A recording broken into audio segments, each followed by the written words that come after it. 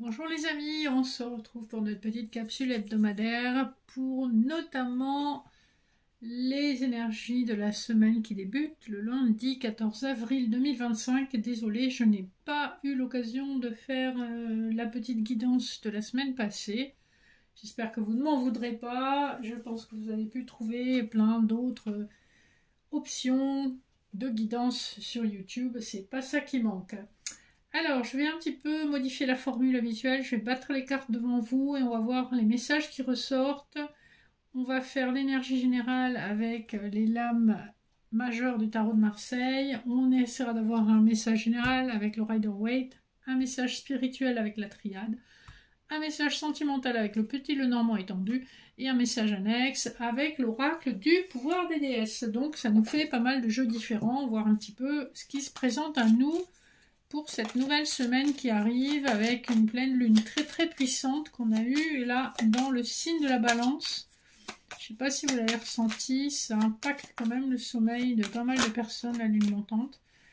Alors, on a en dos de deck l'énergie du pape, donc il est question de conciliation, voire de réconciliation. On voit avec l'étoile derrière qu'il y a quelque chose de guidé dans l'air. On a une décision juste, pesée, réfléchie et mature. Ça peut concerner un homme d'une certaine autorité, un homme qui peut être d'origine étrangère ou en tout cas venir d'une région différente de la vôtre, voire donc d'un pays différent du vôtre. C'est plutôt un quadragénaire, en tout cas c'est quelqu'un d'autorité.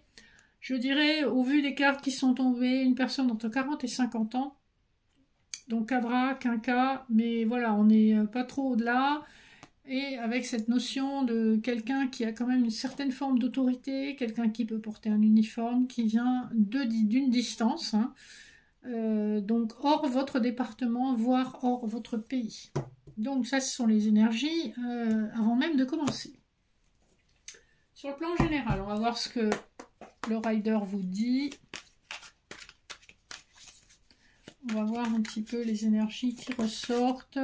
Alors, on vous parle de besoin de repos, en tout cas pour une reine de coupe, si vous êtes une énergie féminine, vous qui regardez. Alors, on vous dit qu'effectivement vous avez besoin de repos suite à une trahison, un cœur blessé. Ici, on est clairement dans du sentimental. Il y a une espèce d'emprise que quelqu'un a sur vous ou que vous avez aussi sur vous. Ça peut être aussi une emprise non seulement d'une personne mais aussi d'une addiction, d'une habitude de vie, un schéma répétitif, quelque chose qui vous fait tourner en rond et qui vous mène à mal, qui vous blesse, qui vous met à mal. On a l'opportunité d'un nouveau départ. Ici, on a une énergie jeune, donc on a probablement une personne beaucoup plus jeune que vous, qui est assez centré sur son travail. Voilà les énergies générales pour cette semaine, ça n'arrête pas de tomber. On voit qu'on vient vers vous, vous faire une offre qui peut être tout à fait pragmatique. C'est une offre qui a été mûrement réfléchie avec le chevalier de Pentacle, et pas quelqu'un qui se précipite. On est dans une énergie d'envie, on a beaucoup de jaune ici.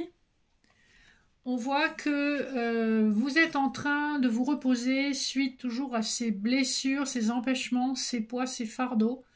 Et c'est vraiment l'énergie qui semble dominer la semaine. Vous avez besoin de repos pour récupérer et recouvrer votre pouvoir, votre santé et être honoré comme il se doit. On a à nouveau un empereur donc juste derrière le 6 de bâton. C'est la même carte qu'on a eue avec les lames majeures, donc c'est quand même très intéressant. Donc il y a bien une énergie, en tout cas masculine. C'est pas forcément un masculin, mais c'est en tout cas une énergie masculine qui vient reconnaître votre réputation, votre valeur et honorer ce que vous représentez.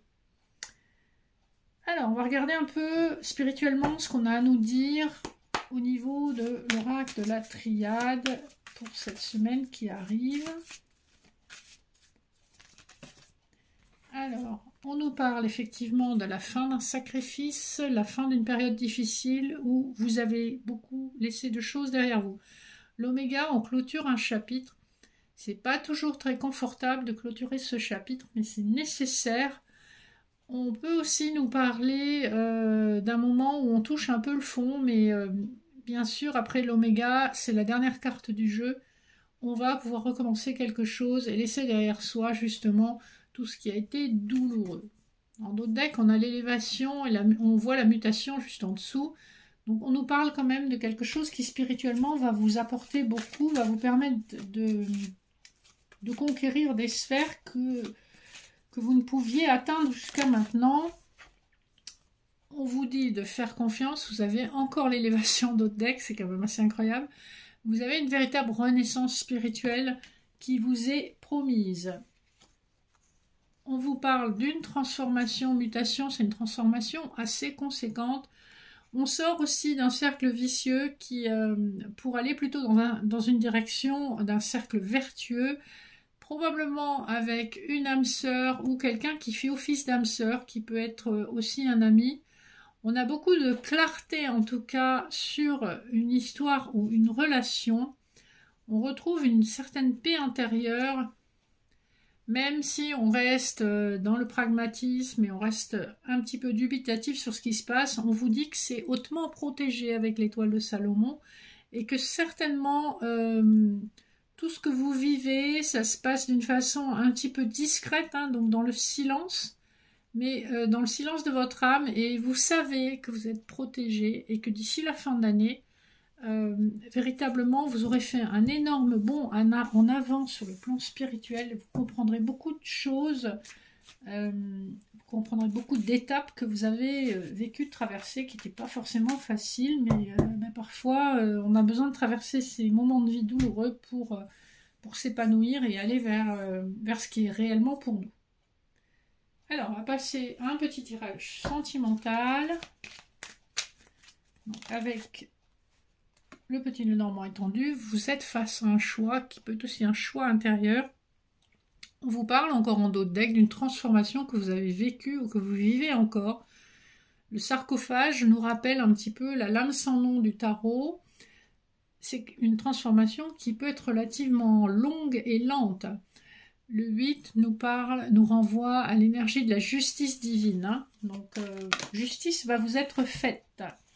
On vous parle d'une opportunité qui sera heureuse, même si vous allez rester dans la méfiance avec le renard. Le 14 nous renvoie à l'énergie de la tempérance. Donc, peut-être quelqu'un qui, sous des couverts d'amitié, a envie véritablement de se rapprocher de vous. On a de la méfiance, on a aussi peut-être la signification autre du renard et le plan professionnel, peut-être quelqu'un qui vient à vous par l'intermédiaire de votre travail.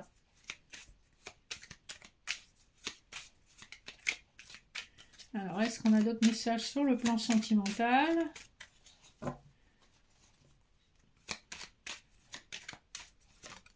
Alors, une petite dernière. Donc, on a bien effectivement un masculin qui fait le choix d'ouvrir son cœur.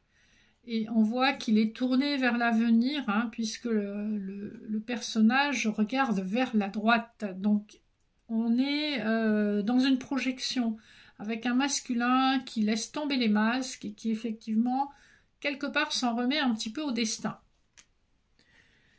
Il est possible, avec les poissons, que ce soit que la base de l'histoire soit une triangulaire, puisqu'on a 3 poissons dans cette eau un petit peu trouble. Hein.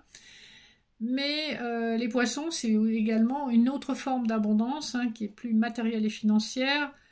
Ici, en l'occurrence, comme on est sur du sentimental, je précise juste que le fait qu'il y ait 3 poissons peut indiquer une tierce et peut indiquer énormément d'émotions à gérer. On a du temps qui a passé, on a une situation qui a été extrêmement complexe avec le labyrinthe et où on a eu beaucoup de mal à s'orienter. Mais clairement, les choses sont en train de prendre une autre tournure et le destin met son grain de sel pour faire bouger les choses. Et on va terminer par nos petits messages annexes, voir ce qu'on a à vous dire, ce que l'oracle du pouvoir des déesses a à vous communiquer dans le cadre de cette semaine.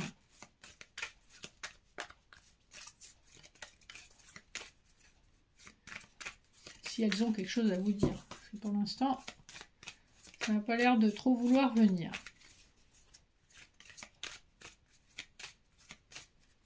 Bon, je vais aller les chercher, ça sera plus simple. Donc, je vais en prendre 3. Alors, on vous dit donc de prendre soin de vous. D'accord? Prenez soin de vos énergies. On vous dit faites confiance au destin. Voilà, fortune en anglais, c'est la destinée. Donc faites confiance au destin. On a vu que le destin s'en mêlait de toute façon. Et enfin, soyez ouverte à la co-création. C'est ce qui peut vous amener dans la bonne direction. En d'autres decks de ce jeu, nous avons des nouveaux commencements. Donc faites confiance au destin, il se charge de vous proposer de nouvelles opportunités. Et avec le numéro 13 de cette carte, on est encore une fois renvoyé vers l'énergie de la lame sans nom. Donc une transformation profonde qui donne lieu à de nouvelles opportunités. Voilà les amis, j'espère que cette nouvelle formule de tirage vous a plu. Je vous invite à liker, partager, vous abonner si le cœur vous en dit. Et si vous avez des questions sur les prestations, que ce soit en cartomancie, médecine chinoise, hypnothérapie ou accompagnement pour libérer vos traumatismes émotionnels, n'hésitez pas à m'envoyer un petit message à l'adresse mail en barre d'infos. Je vous souhaite une excellente semaine. Je vous fais de gros bisous. À très bientôt. Ciao, ciao.